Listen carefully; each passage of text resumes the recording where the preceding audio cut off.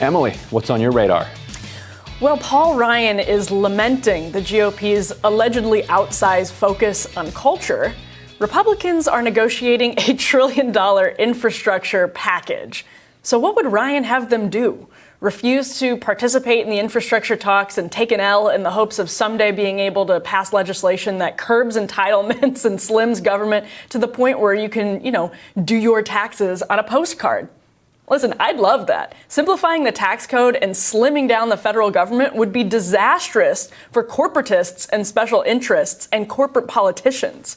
But Ryan was Speaker of the House when Republicans controlled all three branches of our government, and the only major conservative priority they managed to pass was a tax cut bill that, after talking a big game for months about those postcards, no, the tax code wasn't reformed meaningfully in any way, let alone to get it onto the size of a postcard for the average taxpayer. Now, do I think that bill helped the middle class? Yes, ultimately. Do I think the party's inability to pursue anything stronger should strike fear into the heart of conservatives as Democrats gear up to spend more than $1 trillion on a mediocre infrastructure bill that will surely be larded up with gifts to lobbyists? Yes, absolutely. Now check out this excerpt from a Tuesday CNBC report on the negotiations. Quote, Republicans sent Biden a $928 billion infrastructure counteroffer last week.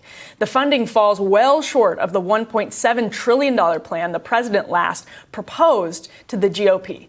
The Republican measure does not include Biden priorities such as care for the elderly and disabled Americans or upgrades to housing and schools. The GOP plan also calls to pay for the investments by repurposing coronavirus relief funds passed earlier this year. Now, Republicans have opposed Biden's push to raise the corporate tax rate to at least 25%, up from 21%, the level set as part of the 2017 GOP tax cuts. The White House also wants to crack down on tax avoidance by companies overseas and individuals in the U.S. to pay for infrastructure. Now, fundamentally, neither the corporate tax rate or the national debt is preventing Republicans from getting on board with this bill. When have they actually cared about the debt? Which corporations with major lobbying arms actually pay that corporate tax rate? The infrastructure negotiations are a sad window into our decadent politics, where both parties haggle back and forth for the sake of A, theater, and B, baby steps that are easily reversed and undermined by the gargantuan executive branch or by the next Congress. Now, isn't that just the beautiful, nitty-gritty churn of democracy? It really isn't. It's the machinations of a bloated federal government, overly responsive to special interests and a corrupt media that can't even report correctly on the theater, let alone on the substance. It's been much easier for the far left to change our culture, but changing the system, passing legislation that benefits average Americans more than the power brokers, is much, much more difficult. Nobody, and I mean nobody, is draining the swamp. Not until and unless something changes dramatically, that is. It's not as simple as, quote, getting money out of politics. As nice as that sounds, even those proposals, by the way, get subtly co-opted by people who want to put money into politics. The populist movement on the left is sprouting real cultural change. And notice that isn't happening on the economic front. The right is correct to say the goal of democratic socialism has been normalized in the Democratic Party. But the government will continue to grow because corporate interests love big tax codes and they love big bills, and so do politicians who make them big for reasons that have more to do with appeasing corporate interests than taxpayers. My earlier question to Paul Ryan was actually not rhetorical. For orthodox conservatives freaked out over conservative principles in an era of Trumpism, how on earth should the GOP be handling negotiations over a $1 trillion infrastructure package with no control over Congress or the White House? Now, why sacrifice principle now when Republicans like Paul Ryan sacrificed it even as they held total control over Congress and the White House? Real limited government is not what establishment Republicans want. It's not what a whole lot of Tea Party Republicans ended up wanting. Is there a need for the federal government to repair American infrastructure? Big time. Whether or not this bill passes, or passes on a bipartisan basis, you can bet it'll be great for special interests, and you can bet it'll waste a lot of our time and a lot of our money on inefficient solutions to our serious infrastructure needs. And that won't be because Republicans hyperventilated over the corporate tax rate, or because expanding federal power is always the wrong answer. It'll be because Washington is a lumbering machine struggling to serve the public amid its own tangled growth. This Republican Party, the party of limited central power, is not remotely capable of meaningfully limiting that power at all. Ryan, something I think is interesting on the left is that there are often these pushes to expand the federal government's overreach over things like infrastructure, or to get the federal government involved in local infrastructure projects. And we're just talking in the context of infrastructure right now. But that often does give a gift to special interests more than taxpayers. And it can often create these really inefficient situations. When you look at, like, for instance, and I'm not, a libertarian, but if you look, for instance, at like what Ron Paul got from corporate interests, wasn't a whole lot compared to what other people in the political establishment get from corporate interests, because corporate interests know that they can butter up politicians and get these huge tax codes that have all of these carve-outs. And anytime there's a big bill like this infrastructure package that seems to be coming down the pike, tons of money, it's going to be really long.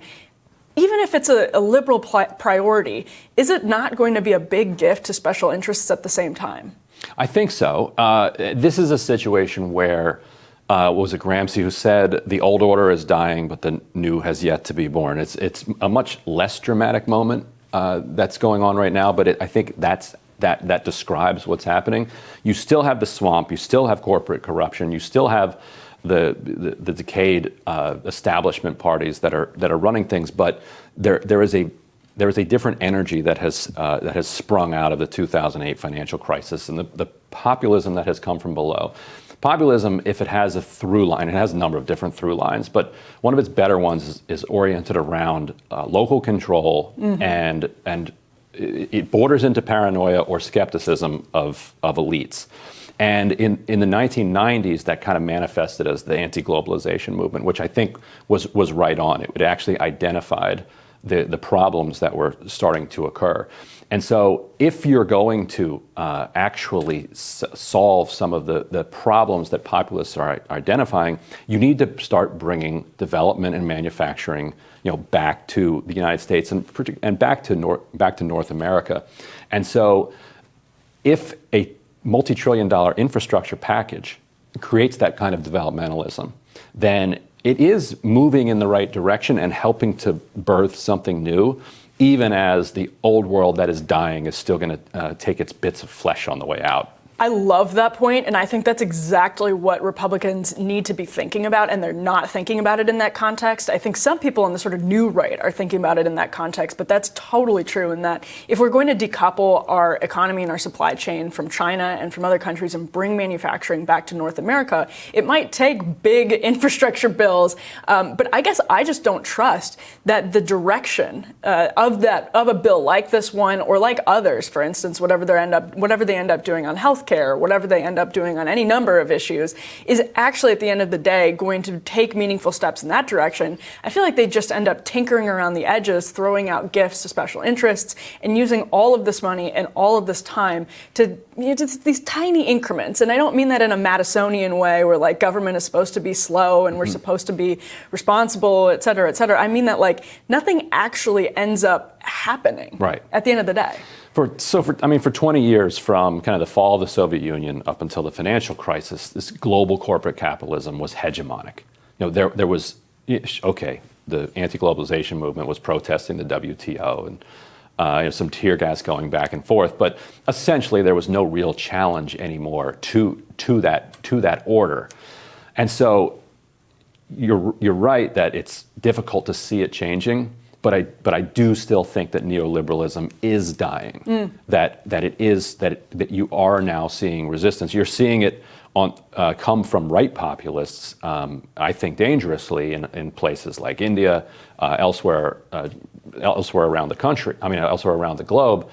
but you're seeing a kind of fluid energy on both sides, and it's going to require the left to kind of adopt some national purpose, and there's some allergy on the left to talking about your country in a positive way. But if you don't do that, you're not going to be able to find that national purpose. No, I could not agree with that more. I think that's something I miss on the populist left. I think that is a huge missing piece of the populist left. And I'm not talking about like outright nationalism, but if you can't sort of ground your agenda in any central consensus about the country that you're trying to fix, right, then what's the point of any of it? And I think it has been sort of just like floating in the ether without any like real purpose for the United States of America. I think on the right, there's definitely the nationalism. On the populist right, there's definitely the nationalism. But there has to be a way. I mean, your point about local politics is so important. I mean, actually, some of the biggest leftist priorities have been passed on the local level to success. Police reform over the past year, just the past year alone. And so I think turning your eyes and turning your wallets, by the way, locally, is a common ground for populists on both the left and the right. But at the end of the day, I'm glad that you're much more optimistic than I am, because I think you probably have followed all of the stuff longer and you have better insight. Right. It was worse before. Yeah. It was. But yeah, the left needs kind of more Frederick Douglass, more, look, you have, here are the American ideals that we need to live up to. Those ideals are currently a lie, as he famously said in his 4th of July speech. But he held up those ideals. And Lincoln did the same thing. He kind of stole from the founders the best of it and said, look, you're not living up to this. This is a good thing. You need to live up to it. Be a better country. Be the country you've said you can be. And if the left can grab that again, I think it's open for the taking. And the populist right really grounds that in a sort of sense of common good for the country, which I think is positive. And I would love to see a kind of left version of that, because on the right, when you're looking at big spending that might be out of whack with limited government, it's a question of, well, in this moment, is there a need immediately to take some of these steps? And that's what Republicans are balancing, maybe not in Congress, but on the sort of broader right. But I would love to see the example of that on the left. I think that would be super interesting to watch that unfold. All right, let's do it. Coming up, Michael Starr Hopkins and Kelsey Bolar, our team Rising, when Rising returns.